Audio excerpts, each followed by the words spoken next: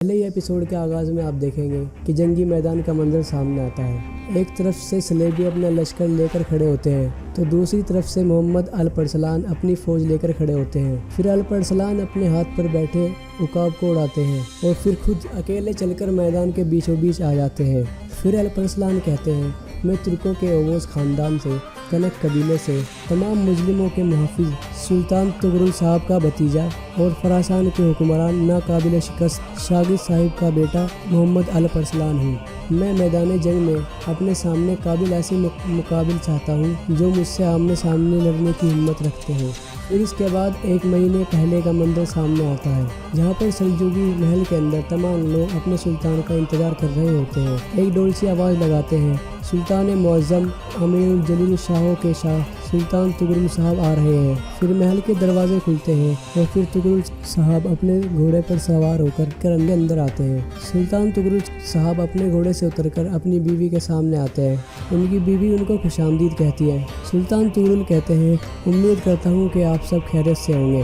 ان کی بیگم کہتی ہے کہ ہم آپ کی صحت کے لیے دعاگو ہیں سلطان۔ پھر اس کے بعد سلطان طغرل خواجہ کو حکم دیتے ہیں کہ شاہی خونجل کو فوراً جمع کریں کہ وہ دن آ گیا ہے کہ ہمارے وارث کا اعلان کرنے کا وقت ہے۔ پھر وہ سب محل کے اندر چل پڑتے ہیں کیونکہ سلطان طغرل بے نے فیصلہ کرنا ہے کہ ان کے بعد نیا سلطان کون ہوگا۔ اس کے بعد کنک قبیلے کا منظر سامنے آتا ہے۔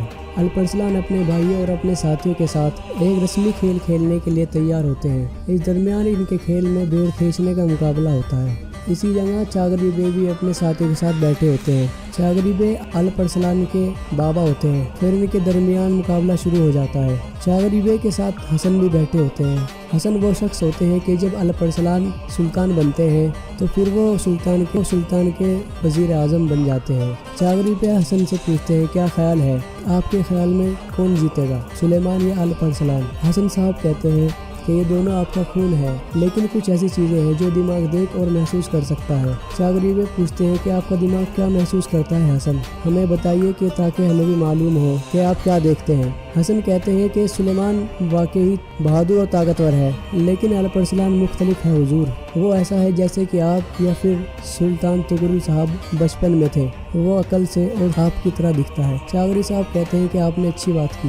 تو چاغری صاحب اکبل بے سے پوچھتے ہیں، میرے بھائی طغرل صاحب نے اپنے جانشین کا اعلان کرنے کا فیصلے کے بارے میں آپ کا کیا خیال ہے؟ اکبل بے کہتا ہے، اس کے بارے میں سوچنے کے بعد آپ نے مل کر جس جانشین کے انتخاب کیا ہے ہم اسے عطا کریں گے، لیکن مجھے نہیں معلوم کہ یہ اعلان کرنے کا صحیح وقت ہے یا نہیں۔ میری خواہش یہی ہے کہ نہ باپ بیٹا ایک دوسرے سے لڑے، نہ بھائی بھائی سے۔ اتنے میں گفتگو کے کھیل کے درمیان حسن اپنے گھوڑے سے گر جاتے ہیں۔ الپ ارسلان یہ دیکھ کر کافی پریشان ہو جاتے ہیں تو وہ اپنے گھوڑے سے اترتا ہے اور سلیمان کو اٹھاتے ہیں اور کہتے ہیں، مجھے افسوس ہے سلیمان، یہ غیر افسوسی تھا۔ سلیمان کہتا ہے کہ یہ صرف ایک کھیل ہے الپ ارسلان۔ الپ ارسلان کہتے ہیں کہ انشاءاللہ اگلی بار آپ جیتیں گے۔ پھر اس کے بعد وہ دونوں گلے لگتے ہیں۔ سلیمان کہتا ہے، مجھے یقین نہیں ہے کہ اگلی بار آپ اتنے خوش قسمت ہوں گے الپ ارسلان۔ دونوں بھائیوں کو اس طرح اکٹھا دیکھ کر کنک قبیلے کے تمام لوگ خوش ہو جاتے ہیں اور ان کے والد چاغری صاحب بھی بہت خوش ہوتے ہیں۔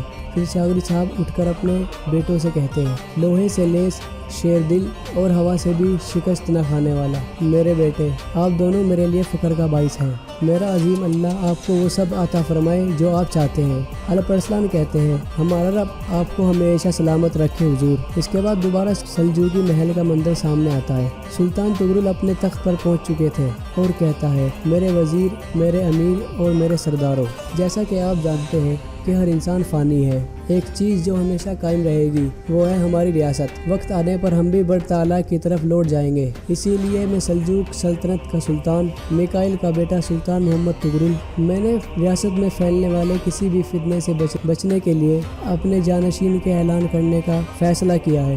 ہر کوئی جان جائے، سن لے اور اطاعت کرے کہ ہمارا جانشین کون ہے۔ اتنے میں سلطان کے پاس ایک مخبر آتے ہیں اور کہتے ہیں سلطان بازنطینی قافلوں نے سرحد پر ہمارے قبائل پر دعویٰ بول دیا ہے، انہوں نے بنا کسی رحم کے سب کو قتل کر دیا، یہاں تک کہ بوڑھوں اور عورتوں کو بھی۔ یہ سن کر سلطان بہت غصے ہو جاتے ہیں और अपने तخت से उठकर बोलते हैं, क्या बात कर रहे हैं ख्वाजा। इसके बाद बाज़ंतीनी कबीला दिखाया जाता है। कुछ बाज़ंतीनी कमांडर अपने सिपाहियों के साथ कुछ मुसलमानों को गिरफ्तार करके किले में ले आते हैं। इतने में ऊपर से किले का गवर्नर भी निकल आता है और वो अपने बेटे यानी से पूछता है, ये कौन लोग हैं। यानीस कहता है वो सरदार जिन्होंने वसपुरखा में तुर्कों को हमारे खिलाफ भड़काया है, ये वही सरदार है। फिर गवर्नर अपने साथ खड़े बेटे से बोलता है, शहजादे ये ऐनी है, ये आपको वसपुरखान के गवर्नर की हैसियत से इताअत पर मजबूर नहीं करना चाहिए था।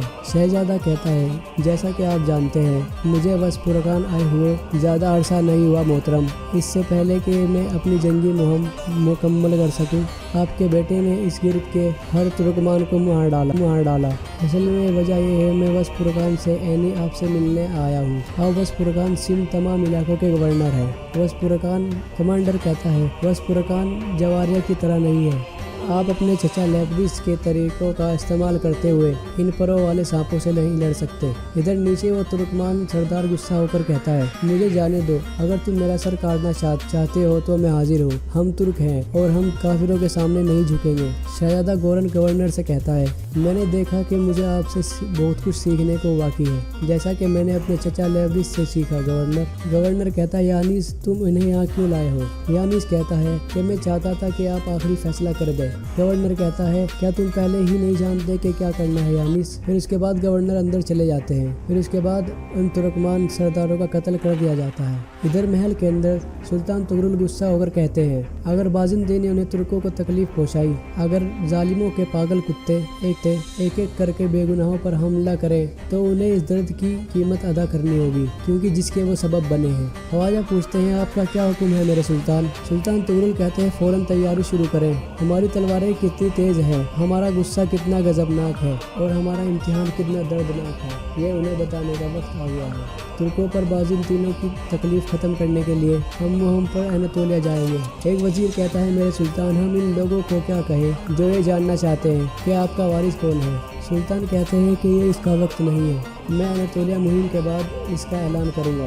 ख्वाजा पूछते हैं, मेरे सुल्तान आप मुहिम में कौन से ख्वाजा ले जाना चाहते हैं। सुल्तान कहते हैं, मेरे कबीले से जाने वाले मेरे बहादुर अग्नियों में मुसायबू का बेटा हसन और चागरी साहब का बेटा अलपरसलान, ये तीनों मेरे साथ मुहिम में जाएंगे। इधर कनक कबीले में कनक के सिपाही मशक कर रहे होते हैं, सब लोग बहुत खुश होते हैं। इतने में कबीले के अंदर गवर्नर अमीर बोजान और उनकी बेगम शेब खातून आती है। शेबा खातून चागरी साहब की बेटी होती है। फिर शहवार खातून अपने वालिद साहब की तरफ आती है। चागरी बे कहते हैं कि मुझे खुशी है कि तुम यहाँ आई हो मेरी बेटी। फिर इसके बाद वो दोनों गले लगते हैं। फिर इसके बाद चागरी साहिब अमीर पेशा को खुशामदीद कहते हैं और फिर अमीर बोजान चुपके से अलपरसलान को इशारा करते हैं। चागरी बे अपनी बेटी शहवा खातून से कहता है, हमने सुना है कि सुल्तान बीमार है, गजनी में क्या हो रहा है हमें बताइए। शहवा खातून कहती है, चलिए आपके खेमे में चलकर बात करते हैं। इसके बाद वो सब मरकजी खेमे के अंदर जाते हैं। इधर अमीर बोजान की बहन अमीर बोजान से कहती है, भाई हमें आपकी आने की उम्मीद नहीं थी। अमीर बोजान कहता है,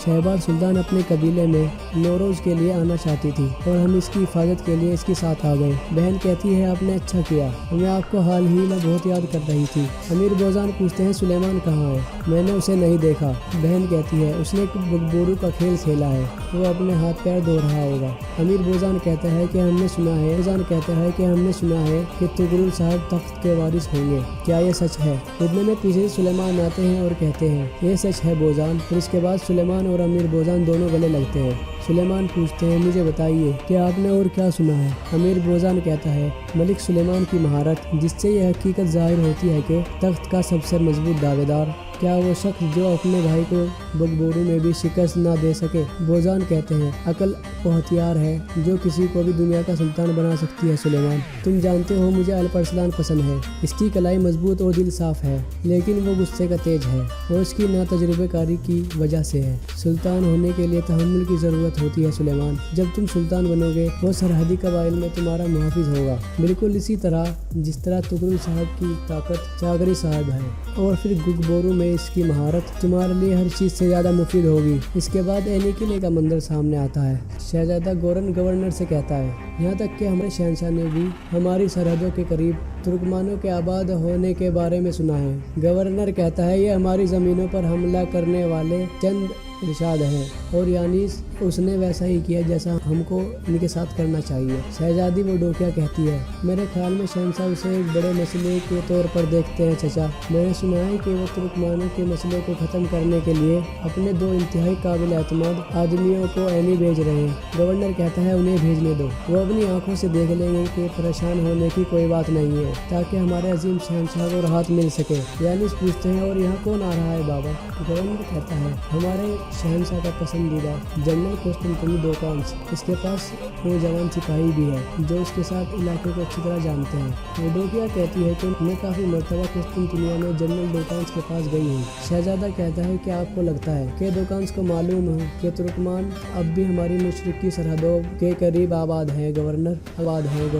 अगर ये तुर्कमान हमारी सरजमीन पर दाखिल हो जाए और ख़ास तौर पर अगर सल्जूकी इसमें शामिल हो जाए, तो क्या आपको लगता है इनको संभालने के लिए आपके पास काफ़ी सिपाही है? गवर्नर कहता है हर चीज़ को फौजियों की तादाद से नहीं मापा जाता। काबिल एतमाद मालूमात एक छोटी फौज को भी फतह से हमकिनार कर सकती है। मेरा एक काबिल एतमाद दोस्त है जिसे मैं मशरिक में काफ़ी अरसे से जानता हूँ। हम सल्जूकियों के खिलाफ इत्तेहाद में हैं, तो हमें इनके हर कदम के बारे में पहले से ही इत्तला करेंगे। इस तरह हम इनसे हमेशा एक कदम आगे रहेंगे। और दोस्तों, इस तरह यहाँ पर आज के एपिसोड का इख्तिताम हो जाता है। मिलते हैं नेक्स्ट एपिसोड।